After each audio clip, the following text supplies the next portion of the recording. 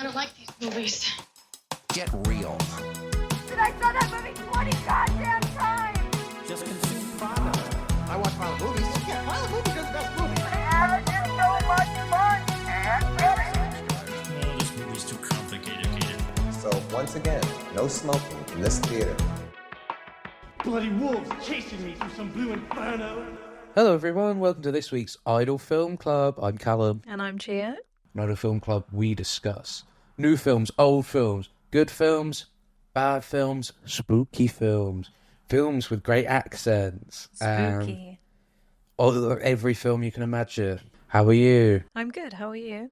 I'm okay, thank you. I'm in a good mood, ready to discuss some cinema. Well, we've kicked off episode 3. All the mics are sorted. We're manifesting positivity. And we've got a good fucking film to talk about this week. An awesome movie. The last 2 weeks we've chatted about things that I hate. And now I'm very ready to chat about things that I love. So without further ado, this week's film is Francis Ford Coppola's Bram Stoker's Dracula. Your accent was about as good as anything in the movie, I think. So Thanks, that's a compliment. I take that as... you should. So we're starting off very strong, kicking off our good movie section of the Idle Film podcast. Idle Film Club. What did I say? You said Idle Film Podcast. Oh, okay. Focus on brand. Brand is everything. Idle Film Club, inaugural good episode. Whoop. Very excited to talk about this.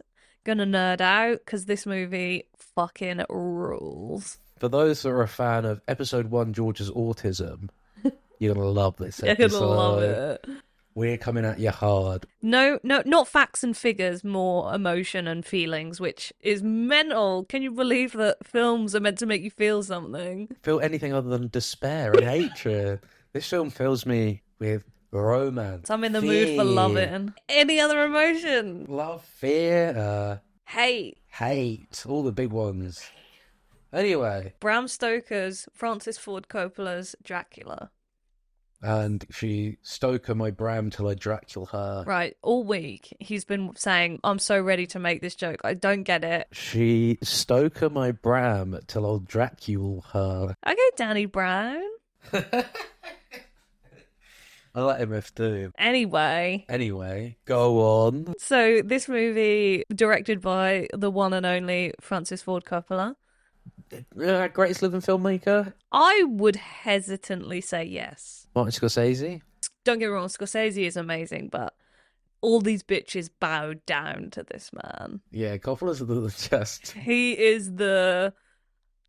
I can't even think of a comparison. And he's awesome. He is the Michelangelo's David of... I wouldn't look a better comparison be he's Michelangelo and Godfather is David, rather than comparing the man to a piece of art.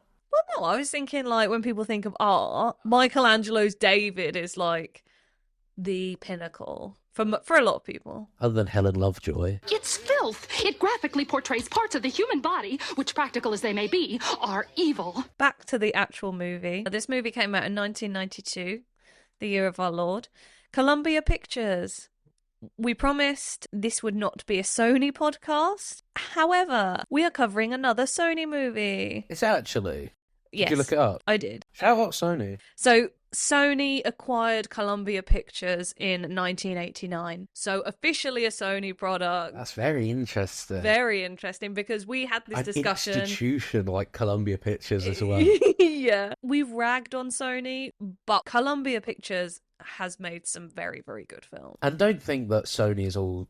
I know we rag on them, but they put out Once Upon a Time in Hollywood. Sony have done a lot of very, very prestigious outputs, and However, go back to episode 1 to find out our thoughts. Anyway, we're not here to talk about Sony. This movie came out in 1992, rated a solid 18. Was very happy about that. I don't think it's a soft 18, it's isn't a it? soft 18. I like that it has nudity in it. That's a big plus for me. Yeah, awesome that it's an 18. However, if it was being released these days, like, it would be a 15, obviously. But you know what it is? The nudity is very classy. It is classy. In a way that feels authentic to the story that they're telling. It feels very oldie-worldy. The nudity is very classy. It's like a painting. It's a class act. And sometimes I like a bit of trash, but sometimes you need a bit of class in your life. And this movie delivers. 2 hours and 8 minutes. Perfect runtime, I would say. I said to you after the film, I wish it was slightly longer. I could have done with another 20 minutes. But you think that about a lot of things. 20 minutes at the start, I think, would have made this film near perfect. Yeah, I think that's where we sort of disagree, because I think actually you get enough from that very, very short. Well, we'll discuss that. So, the budget of this movie was $40 million. Adjusted for inflation, comes out at $87 million. Yeah, so it's around the same budget as a Madam Web. Or I think Captain Marvel had about 90 odd mil. Yeah, around that. So it's a big budget, but it's not Titanic and it's not The Phantom Menace. It is not, however, the fact that adjusted for inflation, this movie has about the same budget as Madam Web, absolutely outrageous. So this sits at 7.4 on IMDb, Rotten Tomatoes sits at 78%, and the Metascore is 57. Quite low for a movie this good. Very low. I like to look at all three of them to try and give a bit of context as to what the consensuses are. So, we actually have a new thing to talk about, which is Oscars. Oh, Madam Web might be up for next year's. Maybe. It didn't qualify for this year's. No, sadly not. So we have Oscars for Best Costume Design, Best Makeup, and Best Sound Editing. Noms or wins? Wins. Wow. All three of those are incredibly well deserved. Yeah. Would you recommend this movie? 100%. I'd say if you haven't seen it and you like big movies, Well-made movies, I'd say if you like any Coppola, if you haven't seen this but you've seen Apocalypse Now and Godfather and you like those movies, old school movies, go check this out. If not, you might find it a bit boring, I guess, but I think to the nth degree this is more accessible than Apocalypse Now. oh yeah, I thought you were going to say Godfather, but I think The Godfather, its length is what puts people off. It puts me off. I would watch it every fucking day, but it's over 3 hours long and I'm not doing that. But this movie, if you've got a couple of hours to spare, it's absolutely worth your time. even if you haven't got a couple of hours to spare, make that couple of hours Yeah. available You for won't this regret it. movie. It's great. I have crossed oceans of time to find you. So shall we get into the plot? In the year 1462, a prince named Vlad Dracula is mixed up in a holy war against the Ottoman Empire. He goes to battle and is victorious. However, upon returning to his castle, he finds his wife, Elisabetta, has committed suicide. This was after some of Vlad's bitter enemies gave her a false message of his death. He gets back to his castle. Elisabetta has jumped into a river, and he gets so angry and pissed off, he renounces God, stabs the cross. Blood starts coming out, and he turns into a vampire. Somehow. Somehow, don't question it, just go with it, it's worth it.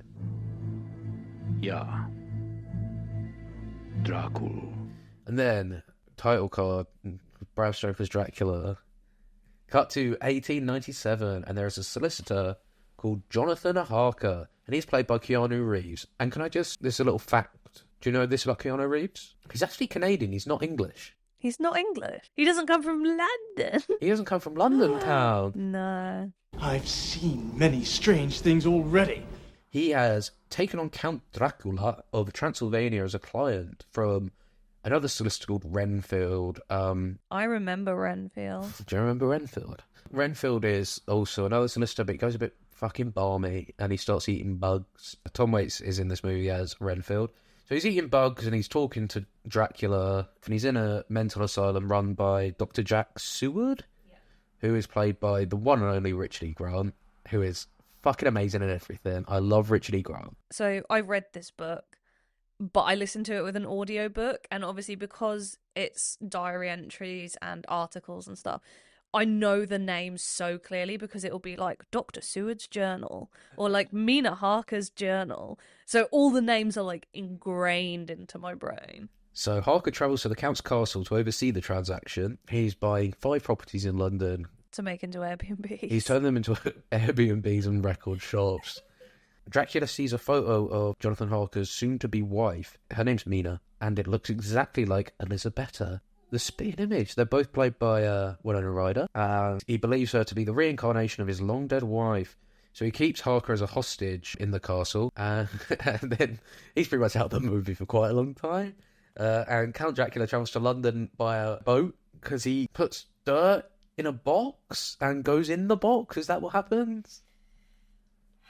I remember in the book, when I was listening to the book, being like, what? It's Transylvanian dirt. I didn't clear this up in my research, and I just completely just forgot about it because it doesn't fucking matter. But again, it's one of those movies where the movie's so good you don't really think about these things until upon reflection where I'm writing this, I'm like, wait, how did that happen? How did that happen? It's something to do with him being able to teleport, I think. So he arrives in London and he hypnotises Mina, who's Keanu Reeves' soon-to-be wife. Her best friend Lucy, she's very rich. She's a bit of a fucking sort, I can tell you that much. She's a bit of and I love that for yeah, her. no, good for her. She's a baddie. Come to me, Arthur.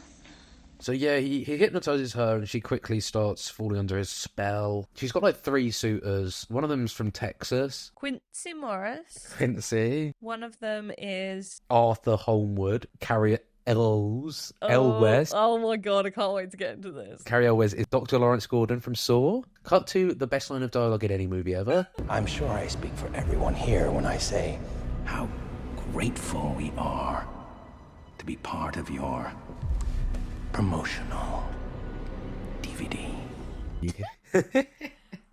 So yeah, she has 3 suitors. She wants to marry one of them, and it ends up being Carrie Elwes. So yeah, she's under the spell of Dracula, and they start to realise there's something wrong with her because she's really horny. So she gets so horny that they contact Abraham Van Helsing. Oh yeah. Anthony Hopkins. And if you put me on the spot and asked me to name a better actor than Anthony Hopkins, I'd struggle. Legitimately a generational talent. And to see him in this movie is such a fucking delight. He is so captivating. Yeah. It's unbelievable how good he is. Anyway, Dracula appears in London, young and handsome, to try and woo Mina, because he thinks it's his dead wife. And they sort of a weird dynamic at first, right? She takes him to a picture show or something. It's a bit predatory from his side. She seems very not up for it, and then she sort of starts to regain memories of her past life, because it sounds she is reincarnated. So they start to have something going on.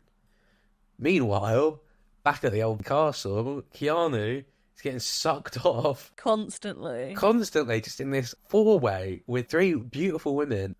I mean, they may be draining him for blood, but they're keeping him alive. I think there's worse places to be in the 1800s than having Monica Bellucci dying of syphilis, or sucking your blood out of your erect penis. Yeah.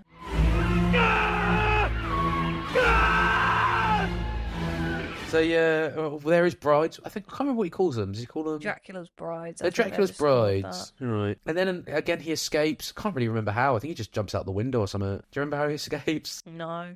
Okay, cool. He goes to a nunnery and he contacts Mina, and she's like, "Fuck, he's alive." She thought he was, because Dracula made him write a letter or something that was like, "Oh, I'm fine. I'm not going to fucking speak to you" or something. But he sends another letter, right? Yeah, from the nunnery, and he's like, "Yeah, oh my god, come to Romania. Let's get married as soon as possible." Can I just say, that wedding is beautiful. And apparently they literally think that although they legally weren't married, that it was like an actual ceremony. Yeah, where it's like they did it in a Greek Orthodox church. And it was basically like not legally binding, but like in the eyes of God. So apparently, like sometimes Winona Ryder will like text Keanu Reeves and be like, "Hey, hubby." Which is really cute. There's a lot of cute sort of behind the stuff scenes about this movie. Behind the stuff scenes? What did I say? Behind the stuff scenes? Behind the scenes stuff. Yeah, upon learning that they got married, Dracula goes a bit fucking balmy and turns Lucy into a vampire, finally. And then the 3 suitors and Van Helsing all come and kill her. And then they all sort of just go to Transylvania, rather. And they sort of race against Dracula and they have a big battle, sort of. Yeah. But the finale takes place at the castle. So it's sort of a full circle moment. It's a full circle moment. We go back to where Elizabeth had killed herself.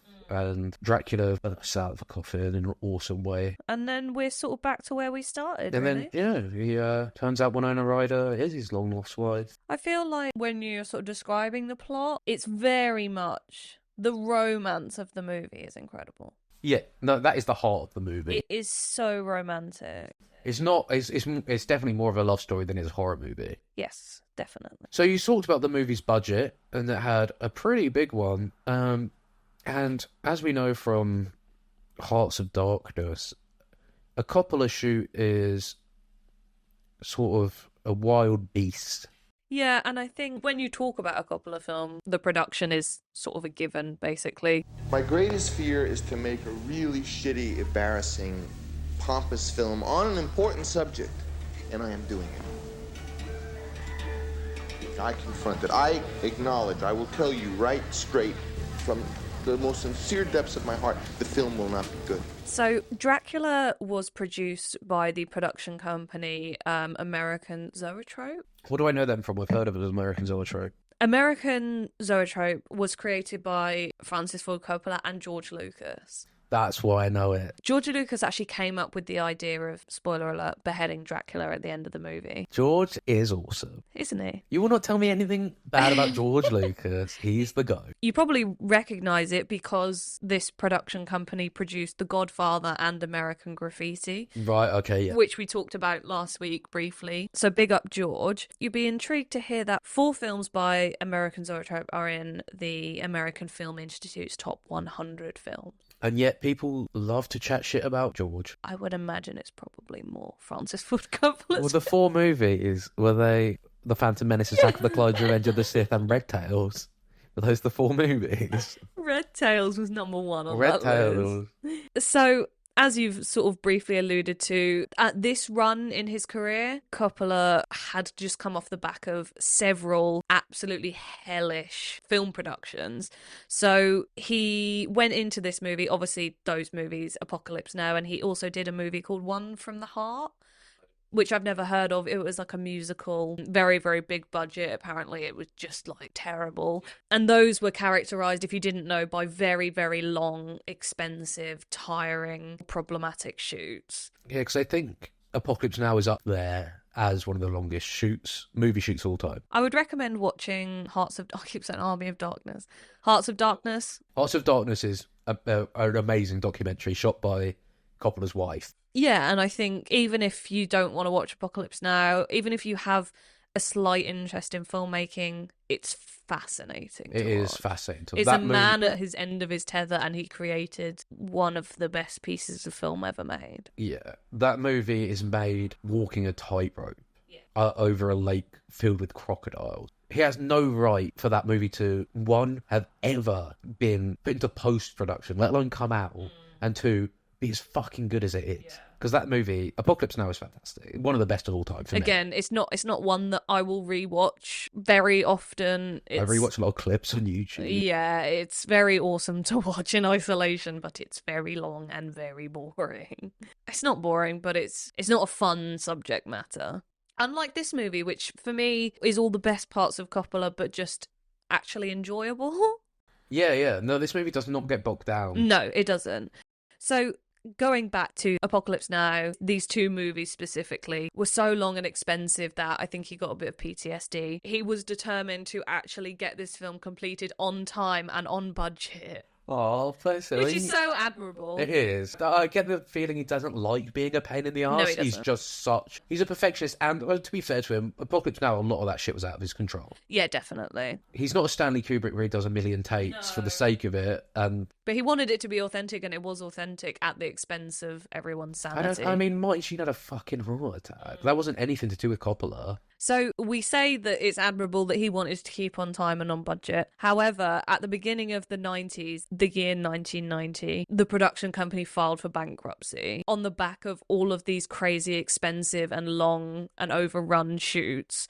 Dracula basically saved the company from going bankrupt. Against the non-adjusted for inflation figures, this movie had a budget of 40 million and made 215 million at the box office. Adjusted for inflation, that's 473.5 mil, which is big, good money. Good money.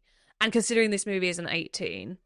Oh, shit, yeah, I completely disregarded that. Fuck, yeah, no, that's really good for an 18-rated movie. But you have Anthony Hopkins coming off the back of Silence of the Lambs, which was made in 1991, so the year before this. And he won the Oscar for that, right?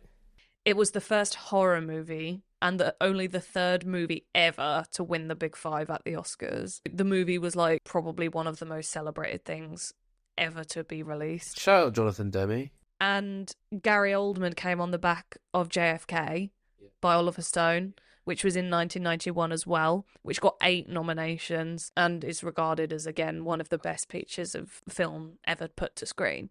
So you have Anthony Hopkins and Gary Oldman, not even considering the rest of the cast. Yeah, Carrie Always off the back of The Princess Bride. But the fact that, did you know he was 30 years old? What, Carrie? Yeah. I literally thought he was like 18. He He's looks a good-looking so fella. I love Carrie Always. Oh. He's great. Bless him.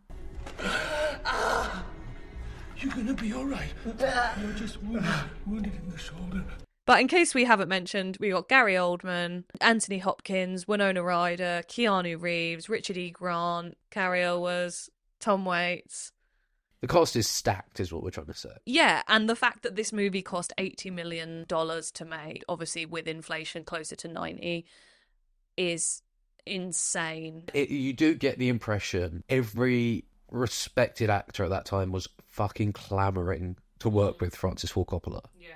You didn't have to persuade these people. I can't imagine very much. No. So I guess the main thing, the low-hanging fruit, shall we say, is the actors and their performances. Yeah, I don't want to dunk on Keanu. I love Keanu Reeves a lot. Everyone loves Keanu Reeves. Would you like me to read you the quote that Francis Ford Yeah, go on. Coppola said? Before you do that, was he nominated for a Razzie for this?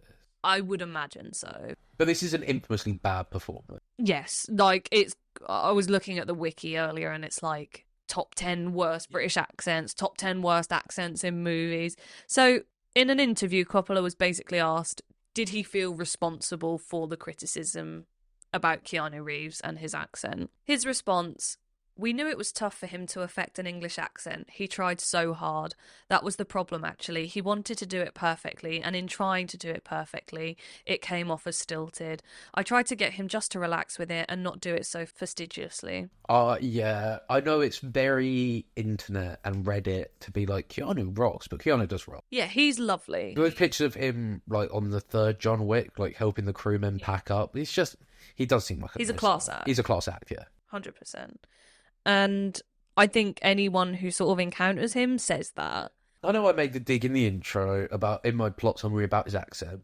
Winona Ryder's accent sucks as well. We can just put that out there. His accent isn't that bad. I know where the bastard sleeps. I think his acting is bad. I don't think the accent's bad. I think the performance is bad. I think part of the issue is it's not his movie. He is a side character in this movie, which I actually like. Yeah, no, 100%. I think it works, and we'll talk about later because there's a lot to say about differences between the book and the film. I think British accents, especially accents that are meant to be like a London accent, is an antiquated way of speaking as well. Yeah, that's why you say Winona's accent was bad. I didn't think Winona's accent. Oh, did you not? I found it quite annoying. Suited to the time period, but it was a bit prim, but I do not know your city. Is a beautiful lady. You may purchase a street atlas for 6p. Good day. It reminded me of Keira Knightley. Yeah. And I hate Keira Knightley. Oh, fuck off. Speaking of Keira Knightley, Yeah. I'll tell you who Keanu reminded me of in this movie. Orlando Bloom in Pirates. Orlando Bland. Orlando Bland in Pirates. And Yeah. that man, He saps every scene he's in. Will Turner, that performance is worse than this. I will die on that hill. And Orlando Bloom's English, he's from Canterbury. When we rewatched these movies, we watched them over Christmas, right? I was like, every scene he's in is a flat line. He sucks. And I didn't know if it was a me problem, but no, apparently everyone hates his performance in that. He's awful, he's shy. He's good as Legolas, but that's because he's an autistic elf. Now taking the hobbits to Isengard. It is a testament to how good this movie is that I couldn't give two shits whether Keanu Reeves' accent is good or bad. Yeah, no, and I couldn't give a shit about the plot. The only thing I care about is vibes. Yeah. And if you go into this movie being like, actually, that's a plot hole, you're not going to get anything out of this movie because it doesn't fucking matter. Even hearing you recap the plot there, I was like, I don't even remember some of this because it's so secondary to the visuals and the emotional story. When a vampire concept is done right, the sexiness and it's inherently erotic and also charming. Yeah. Vampires are like suave and they're cool and they're calm and they're collected. They're just sort of better versions of us. Morally corrupt ones in the eyes of the Lord. As someone who likes good movies and as someone who likes bad movies, Keanu's performance in this is just, it's chef's kiss. We say it a lot, and we're going to say it a lot on this podcast, so get fucking used to it. It's Cam. Every performance in this movie is. I'm sorry.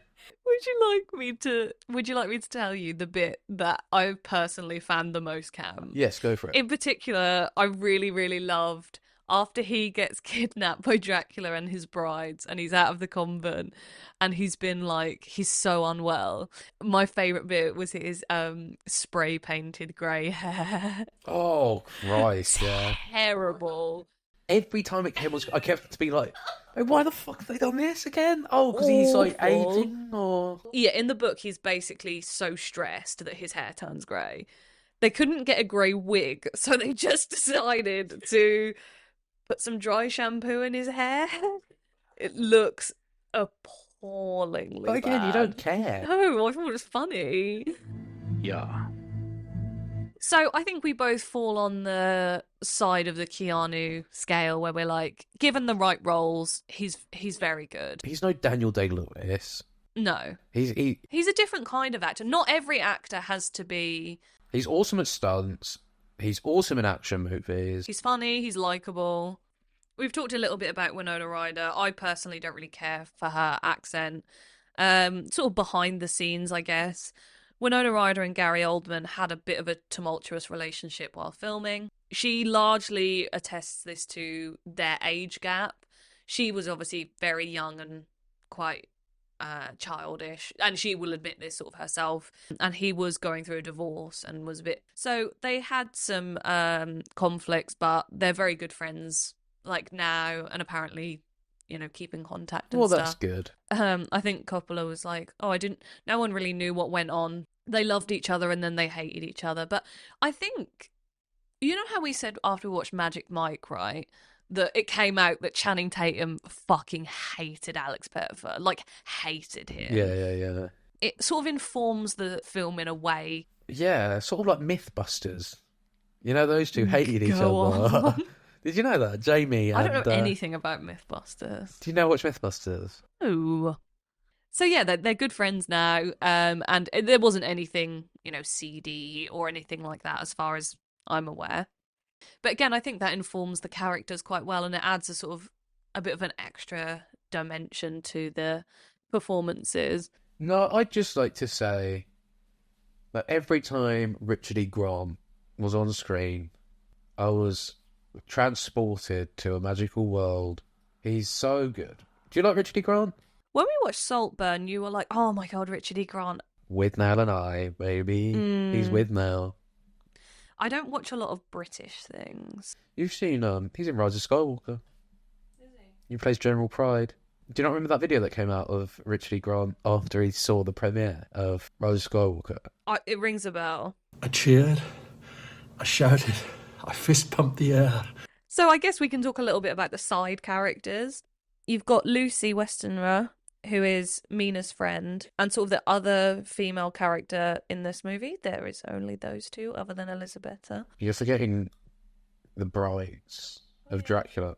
I don't think Monica Bellucci has a line in this movie. No, she doesn't speak a single line of dialogue other than getting her tits out, I don't think. Guys. No, neither do the other two. So you've got Quincy Morris, you've got Arthur Homewood, who is Lucy's love interest, one of many, played by our beautiful, beautiful man. Friend of the pod. Friend of the pod, Carrie Elwes. Gary, if you're listening to this, we love you. We think your performance as Dr. Lawrence Gordon is the best thing ever put to screen, and we love it. You've brought us many, many, many hours of joy, and we love you. Your sheer lack of knowledge of the Saw franchise is the best. Can't wait to cut in that clip. Yeah, God. Have you been paying attention? I can give you some scenarios. Oh, no, I'm gonna give you dude, some this is the scenarios. Can you wrong get them? test. So we have Jack Seward, who is the doctor that works closely with Abraham Van Helsing, who is introduced sort of, I don't know, about halfway through the movie? Maybe. Van Helsing? Yeah. He's the narrator from the start. Yeah. This also leads into my theory that we'll talk about later regarding Mina. He is also the priest in the start of the movie. So he is. I completely forgot about that. Yeah. So we have Anthony Hopkins, we've already said, is absolutely amazing in this role. He is phenomenal. We have Carrie Elwes as Lord Arthur Homewood, and then we have Billy Campbell as Quincy P. Morris. Sadie Frost plays Lucy Westenra, and then we have Tom Waits as Renfield. So those are our sort of main ensemble cast. One thing that you really get a sense that this is an adaptation of a novel, because in the book it's filtered by, you have one person's point of view, then another person's diary, and then this and then that. And I think you get a sense of that in the movie. You say, like, oh, Keanu Reeves is just forgotten about. Yeah, the Game of Thrones books are like that as well, which is why some series of Game of Thrones will just like Bran won't be in it or something. Yeah, it feels very faithful in that sense that, you know, there's lots of point of views, and also they just sort of get rid of the stuff that's boring, which is to the film's benefit because the book is quite dull. I'm very, very interested to know the differences here, because I saw there are substantial differences to the point where people get fucked off that it's called Bram Stoker's Dracula, right? Bram Stoker's Dracula, as in the film, is Dracula's love story. In the book, he is very much categorized as an adversary. His relationship with Mina is nothing beyond being threatening. Really? In the book, it is Jonathan's love story. Oh. So the relationship between Jonathan and Mina is the thing that carries. Yeah, because that's not very fleshed out at all, is it? When I was watching it, I say I've read the book. I've read the book once. I've not studied it in depth. It's been a while since I read it, so it's not something that I'm like massively familiar with. For all intents and purposes, I know it well enough. I've read it somewhat recently, and I was very surprised the first time I watched this, because I watched this on my own sort of before we covered it, and I think it completely threw me because I was like, hang on a minute. I was like, where's Jonathan? Like, I was so confused. He's not in the fucking movie. And I really think that is to the film's benefit, because, as I said, they decided to sort of take the focus away from the Jonathan and Mina, the much more conventional love story. So I really liked how in the movie you get the clear juxtaposition between him being like the monstrous other and the love interest. He is both of those things at once. Yeah, and I think the aging up rather of Gary Oldman effectively separates those two. I think the Dracula who goes to the picture show with Mina is very different from the Count that Jonathan meets at the start of the movie. He is both young and old. He can appear as mist, as vapor, as the fog, and he can vanish at will. The power of his evil desire has no end. And I think, I mean, it won an Oscar for costume design, and there's a reason for it. Oh yeah, his cloak at the start, there's an aerial shot. It is unbelievable. Yeah, there's an aerial shot in the castle, and you see how long Dracula's coat is.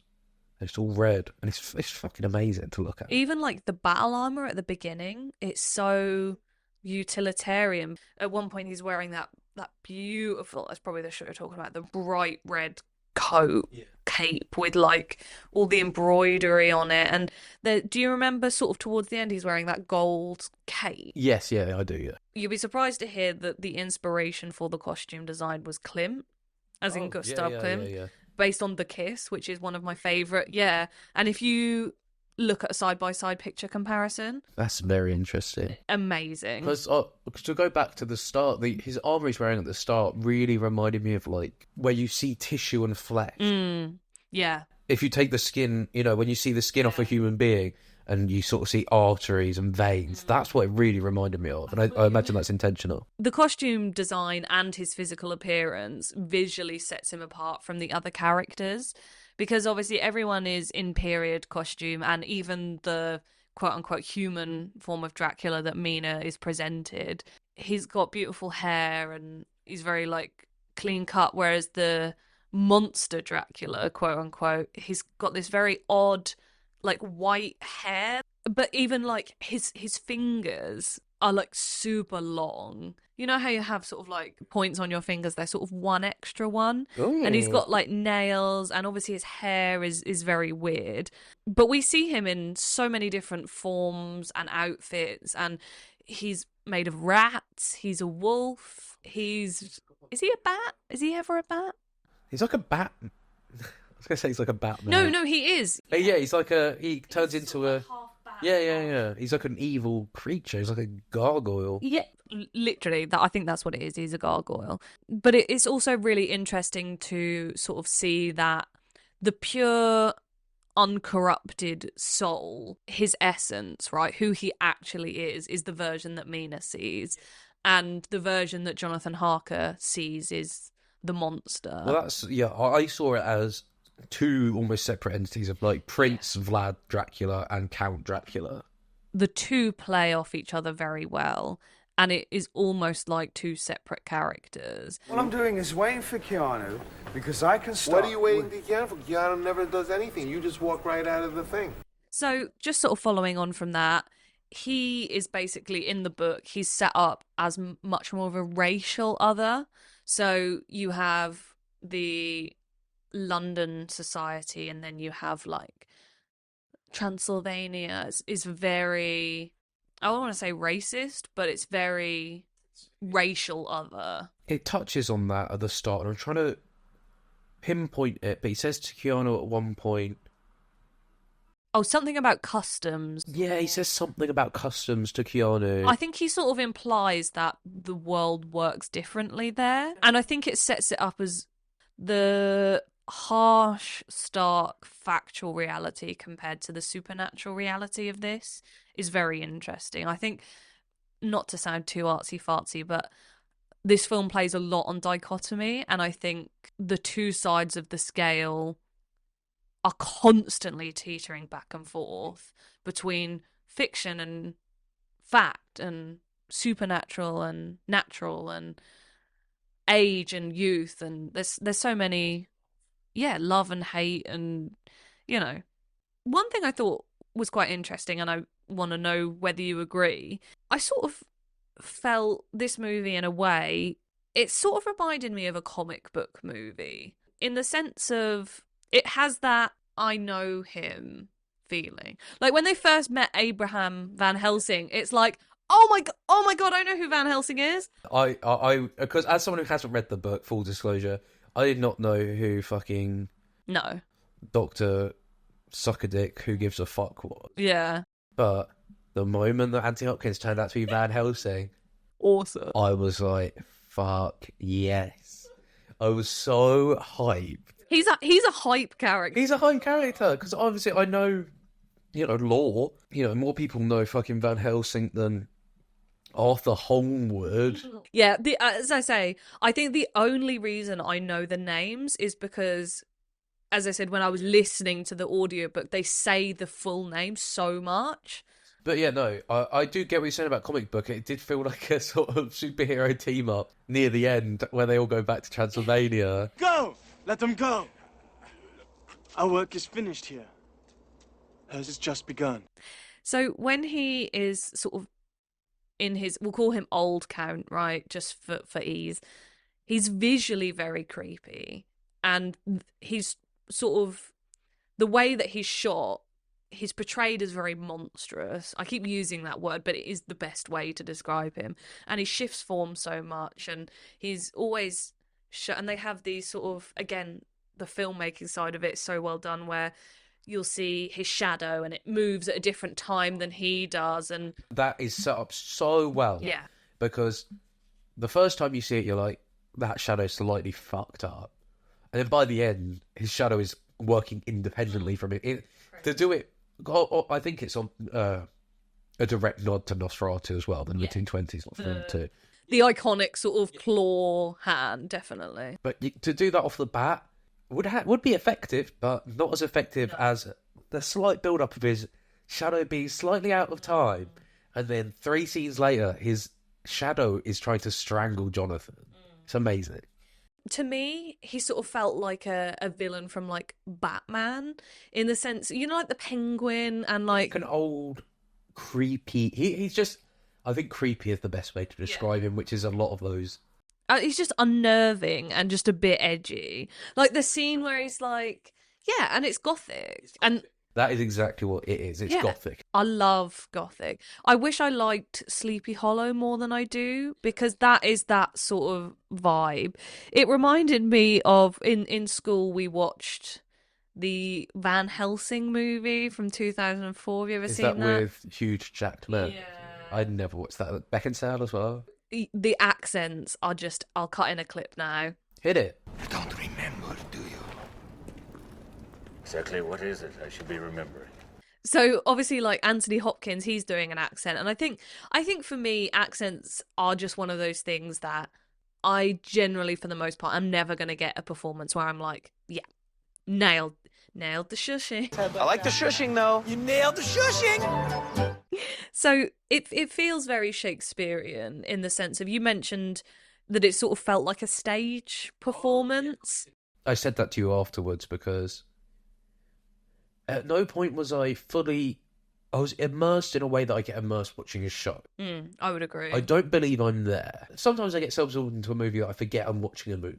No, I get It's very apparent you're watching a movie at all times. But like the best movie you'll ever watch. It's so grandiose. It's so gothic, so dramatic. Everything is drama. Yeah, and I think when it's done well, I love a literature adaptation. You know, Romeo and Juliet is one of my favourite films ever. I love it. I think every single chance that he takes pays off. But again, it's not really my forte, but I think, as I said, for this movie, it really shows Coppola's strength as a filmmaker in the sense of he cuts out everything that doesn't work for a screen adaptation of this movie. And I saw a lot of the criticisms of the movie were that the plot was overstuffed and the sort of plot points didn't go anywhere. I vehemently disagree with that. The only thing I can think is a Jonathan plotline. But what is he going to do? I think it works for the film's benefit that he's just an absolute himbo. She loves Jonathan, and we know that she loves him. She's very wholesome. Like, her friendship with Lucy. Yeah. You know, all of these characters, well, Lucy, Jonathan, and Mina, they're wholesome people. Their relationships are very sincere. Yes, yeah. In an old worldy way. Yeah, exactly. Like, the way that they talk about sex and, like, when they're kissing each other after they get in Dracula's trance, Mina and Lucy, they sort of go into a maze and they kiss each other. There's nothing particularly crazy about it. It just... They are under Dracula's influence. Yeah, and it's like, you kiss guys on Molly. Yeah.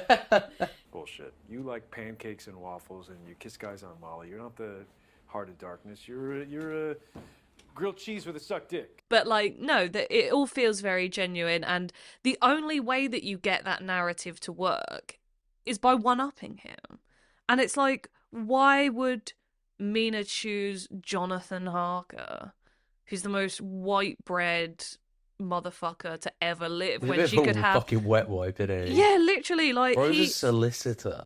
He is such a nothing character. Why would she love... Like, she obviously cares about him and loves him, but it's like this man comes in. He is everything. He is past, present, and future. And also compare her jealousy of Lucy, who has 3 suitors who are head over heels for her. She basically has the pick of the bunch. Men flying in from Texas for her. I think she sort of feels inadequate when it comes to sex and romance. See, I see it more as she is a lot more shy and conservative. I think she has those desires. But you know how we talk about in Teen Wolf, right? Okay. Teen Wolf time. Teen Wolf time. You know how we say every girlfriend that Scott has, they become losers?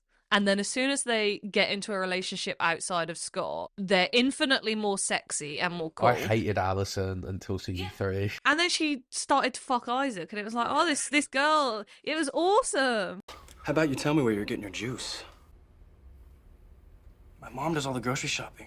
She's so chaste with Jonathan, and then this guy comes along, and he is allure, he is desire, he is like sexual. And he's also, like you said, racially different as well. Yeah. I think the themes of that, of a new culture. Their relationship, for all intents and purposes, is an interracial relationship. Yeah, exactly right. Jonathan is very beta male, right? Oh yeah, he's a pure beta. But what, for me, what makes it work is the fact that actually that Dracula's desire for her is genuine. He's not lecherous. He is slightly in the beginning, but once she becomes cognizant of her past or the connection that Elisabetta and Dracula had, he's chivalrous, he's generous.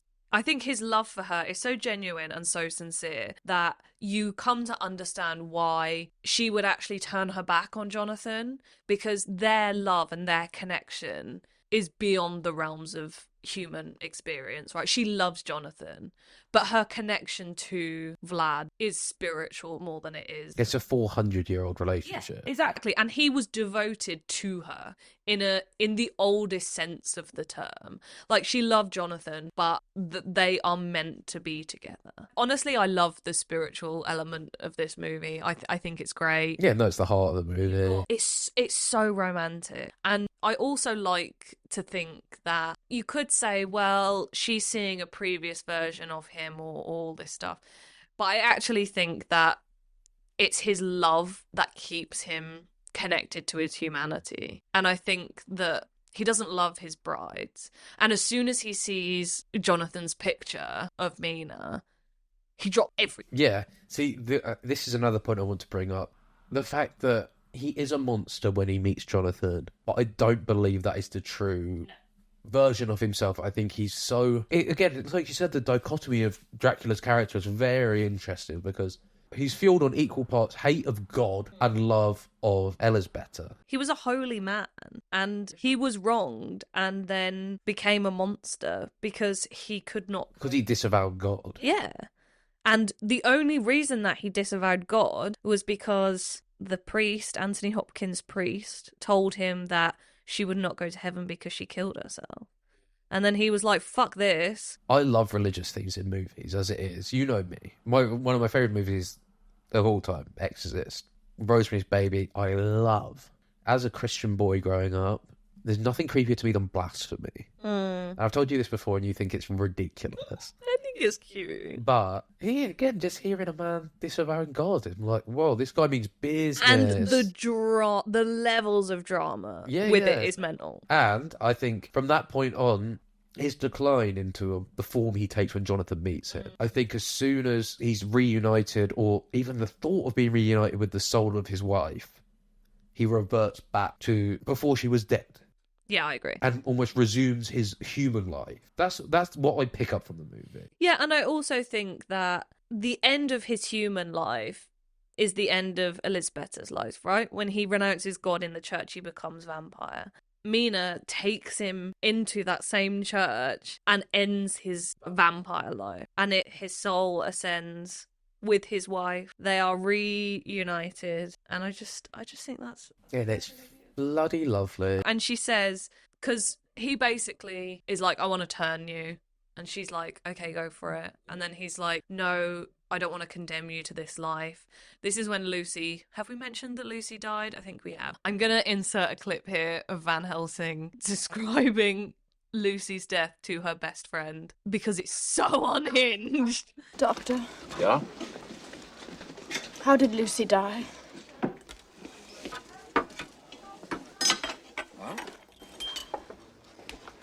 Was she in great pain? Yeah, she was in great pain. Then we cut off her head and drove a stake to her heart and burned it, and then she found peace. Doctor!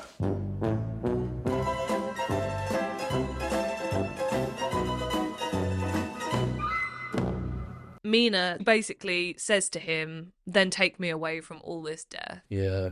She's seen death, and to her, this is life. This is everlasting life. And that's what vampirism is, at its core. It's a rejection of mortality. Yeah, and you defy the laws of nature, consuming blood. You defy God and you defy nature, and you become a higher power. I also, just to sort of expand on this more, because I feel very passionate about their relationship.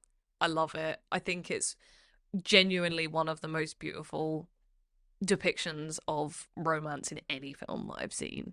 And I like that initially Dracula sort of preys on her innocence. She's very, because she's opened up, is it Arabian Nights, the book, and there's like a drawing of two people having sex or whatever, and it's very like, it's very childish. It's very childish, because I think they're meant to be like 19, 20, around that sort of age.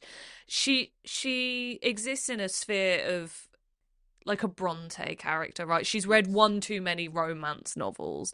She's very idealistic and she wants to wait for marriage. And she's attracted to his chivalry because initially her reaction is very frosty and she doesn't want anything to do with him because she's with Jonathan. And he is very pushy. He's very pushy, but he has that little bit of a cockiness that women tend to like. Well, she said, honestly, any bloke who goes up and goes, yeah, I'm a prince, with all sincerity, I'm sorry, you're pulling. So just to round off the character element of the comparison to the book, I really like the contrast between the fantastical and the mundane. And I think this sort of plays into the absurdity of Van Helsing's character, because in the book, he is a fucking nutjob as well. Like, he's so unhinged. But he is so off-putting in this movie. He's really weird. He reminds you of the grandpa from True Blood. Yeah, he is just like, he is mental. And it's so cool. We've talked about dichotomies, and I keep throwing that word around, but I like it. It's a big word. It is a big-ass word. And you have the contrast between the fantastical vampire elements and then the dandy high society sort of. But as I said, the weirdness of Van Helsing is carried across from the books. He is at the same time completely matter of fact, but he's also like a mad scientist.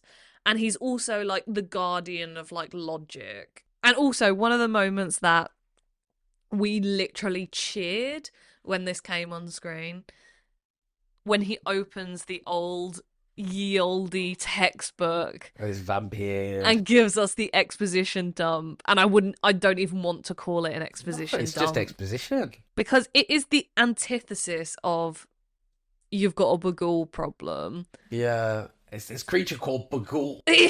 Which I will insert a clip of here. A deity? What kind of deity?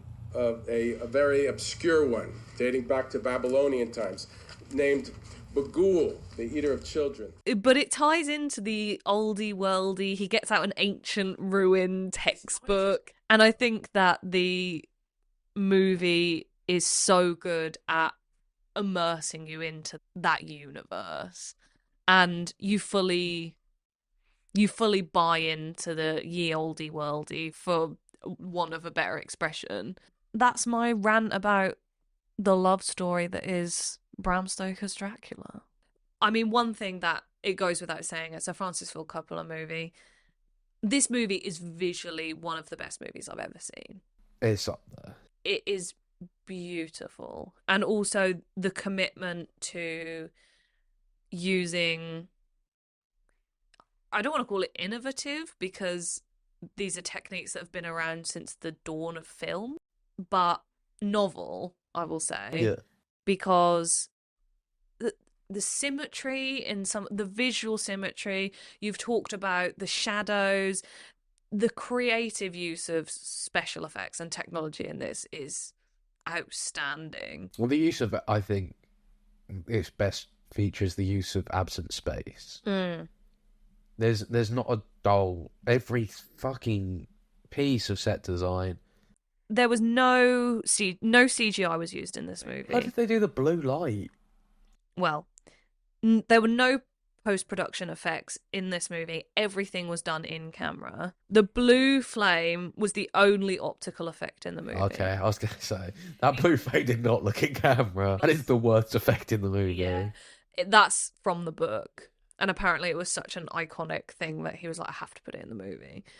I quite like it. I think it's not bad, but it's clearly digital. But there's so many rear screen protection, there's so much forced perspective, miniatures, the matte paintings. Oh, the matte paintings in this are fantastic. You will notice, but in a way, again, like I said, It's like a so stage earnest. show, it's some of the best matte paintings you'll see. Matte paintings, by the way, are when you paint on glass. If you're filming on film, you're going to want to put a glass sheet in front of your camera that has painted scenery in the background. You should look it up on YouTube or something. Look up the Empire Strikes Back matte paintings. They're the best. This movie is dedicated to the art of filmmaking. I have no problem with CGI because I think a lot of what we come to expect from films can't be done without computer graphics. Like, it's just how it is. Yeah, it's the antithesis of everything modern cinema is, though. The fact that, like, all those Avengers suits now are CG. Yeah. There's not a physical Iron Man suit anymore. It's just CG because it's easier. And that's the thing. It's most of the time it's laziness. And watching this movie, if you just immerse yourself in what you're watching and what you're seeing, you will never see a technically better movie than this. No. Think about what you're watching. Think about every step of the way. Think about the sets. Think about the design of the costumes. Just immerse yourself in that world. It is amazing. So, last week you had a little segment. I think it's called Is Georgia Smart Really? I'm changing it to Is Georgia That Smart Really? But it'd be nice on this podcast we're throwing words around like dichotomy. Because she thinks she's super smart. Can I just say, if last week's quiz proved anything... What was the... You got 1 out of 7 last week, right? I want to say 2. Yeah, you got 1 out of 7. This week's Is Georgia That Smart Really? I've got 8 taglines for vampire movies. Okay. And I want you... This is the thing. I've tailor-made it for you. Oh, okay. So I think the only person in the world that could get 8 out of 8 on this is you. But I think you can do it. Okay. Just got to think. I believe in myself. Anyway, you ready? Yep. Let's go. Question number 1. We're using different music this week because last week's Who Wants to Be a Millionaire music gave me anxiety. So scary. Question 1. This is the tagline to a vampire movie, remember? Every family has its demons. Now, you can get half point if you want a hint. Dark Shadows. You saw this piece of paper. I didn't. Yes! Well done. 1 for 1. I didn't watch that movie, did you? No, No. I don't like Tim Burton. No, me neither. Racist. Question 2. He could be the boy next door. I'm going to give you 3 hints for this quiz. You got 8 questions. Okay. So if you want to use your hint at any point, just let me know. Renfield. Incorrect. It was Martin. I love Martin, guys. It's great. It's definitely not Callum's favourite movie. Question 3. Ellie is 12 years old. She's been 12 for over 200 years, and she's just moved next door. Let the right one in. Correct. Well done. I was trying to remember which one was the remake and which one was the OG. That's the OG. Now, I want you to think about this one, okay? Don't go off your gut reaction. Tagline 4. Some interviews with some vampires. That's the tagline. Yes. Well, obviously it's not going to be Interview with the Vampire. I think I'm going to have to go for a hint on that one. Comedy. Vampires suck. Is that what you're going for? Yeah, I can't think of anything else. It's What We Do in the Shadows. Ah, love that movie, by the way. It's so good. So you got 50% so far. You're halfway through. Tagline 5. Sleep all day, party all night, never grow old, never die. It's fun to be a vampire. The smile on your face scares me. It's not that scary. I'm just having a good time. I love being a Quizmaster. It's my favourite. Do you want to hear? We watched it maybe 2 weeks ago. We watched it 2 weeks ago. Maybe even a week. What? Did I like it? You liked it? Yeah, I think you liked it. It's not a bit of you. Oh my god. 80s? Oh, The Lost Boys. Yeah, well, I'm not really getting it. I get it too. You can have half a point. I'll take half. Question 6. Dracula's soul brother. Blade. No. Do That would have been funny though. you want a hint? Think about it, right? Think about it, right? What? Dracula's soul brother, Renfield, Van Helsing. Blackula. Blackula. Blackula. Dracula. I did a racist accent. Question 7. Forever is only the beginning. Twilight. Can you elaborate on that, please? Forever is only the beginning. Breaking Dawn Part 1, because that's when they get married. Can you elaborate on that, please? Breaking Dawn Part 2. No, I need the full name of the movie, please. Twilight. The Twilight Saga, Breaking Dawn Part 1. Correct. I would have liked you to say the Twilight Saga, Breaking Dawn, Part 1. You're being facetious. Okay, well done. That was good. Thank you you. got that pretty quick. I was a Twilight girly. I grew up on Twilight. You nicknamed my daughter after the Loch Ness Monster? I wonder, do you feel any affinity to vampires or not? Because I like vampires. Yeah, vampires are sick. Yeah, they are cool. The final question. Not a film. Thou shalt not crave thy neighbour. Ren. Stop saying Renfield! One of them has to be Renfield. None of them are Renfield. Okay, I'm trying to think. Trying to think of a vampire who has a neighbour. Do you remember what I said before I read this out? Think about the question. Give you a hint, it's not a movie. Oh, True Blood. What season? Don't overthink it. 1. Yeah. Yay! Yay, well done. I thought the quiz was movie tagline. No, it's a vampire movie. Well, it's vampire tagline. A vampire what? Vampire movie tagline. Thank you so much for that quiz. No worries. I loved it. I love a good little quiz. Well, you did better than last week. Well, that's good. What did I get? 5? You got 4. Oh, 4.5. I'm gonna give you 5. You got 5 out of 8. Well done. You are That's smart. pretty That's good. good. You're improving. You'll get full marks one day. I'm gonna go look at pictures of the True Blood Thanks, cast. Chris Tarrant. Biggest compliment you could have given me. Grant, what do you do for a living? Lee, what do you do? I'm disabled. Oh, that's fantastic. And I think that'll do it for us here at Idle Film Club. Thank you so much for listening to this week's episode. We hope you enjoyed it, and definitely go check out the film. Next week we will be covering Poor Things, which is available on Amazon to stream. So go and check that out before next week's episode. Thank you for listening to my extended ramblings about this film, and as Callum said, we hope you enjoyed. If you could give us a rating on whatever podcast platform you're listening on, that would mean the world. And also, we're going to be uploading the episodes on YouTube from now on. Also, so subscribe over there because we're going to have some exciting things coming up. Thank you for listening, everyone. Have a good week. Bye. I don't like these movies. Get real. Dude, I saw that movie 20 goddamn times! Just consume violence. I watch violent movies. Yeah, violent movies are the best movies. Haven't you so much fun? And ready? No, this movie's too complicated, ain't it? So once again, no smoking in this theater.